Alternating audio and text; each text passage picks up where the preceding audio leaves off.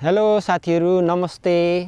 आज चाहिँ म यस्तो ब्युटिफुल ठाउँ अत्यन्तै सुन्दर यतापट्टि ताल छ र त्यसको वरिपरि चाहिँ एकदमै विभिन्न रङ बिरङको रुखहरूले घेरिएको छ र एकदमै यो चाहिँ एकदम रमणीय ठाउँ छ। यो ठाउँ चाहिँ सिजर क्रिक भन्ने ठाउँमा आइपुगेको छु। यो चाहिँ वारेन काउन्टी ओहायोमा पर्छ। यो हामी सिन्सिनाटीदेखि चाहिँ 44 मिनट अथवा 44-45 मिनट ड्राइभ गरेर आफ्नो कारमा यहाँ आउन सकिन्छ।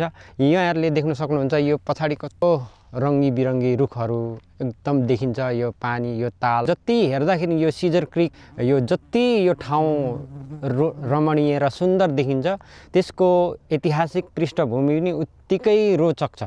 जस्तै यस ठाउँमा अमेरिकी प्रारम्भिक मूल निवासी साओनी भन्ने एउटा प्रजाति अथवा एउटा समुदायको एउटा गाउँ थियो। यहाँ मानिसहरू प्राचीन कालदेखि बसोबास गर्थे।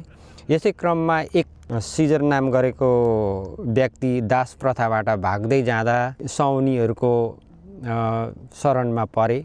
जस्तै ऊ चाहिँ शरणार्थी जस्तो भएर बस्यो र पछि त्यो बस्दा बस्दा उसले राम्रो काम गरेर उनीहरूको साउनीहरूको राम्रो मान सम्मान पायो उसले।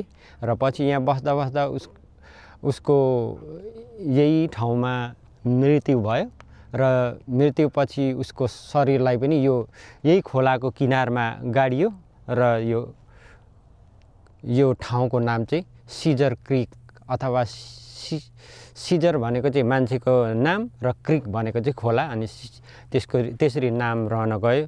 र पछि फेरि यो खोलामा छेउमा भएको बस्ती चाहिँ यो साउनीहरूको गाउँ चाहिँ यो ओहायो खोला र मायामी खोलाको बाढीले लान्छ भनेर चाहिँ एउटा बाँध बनाए उनीहरूले।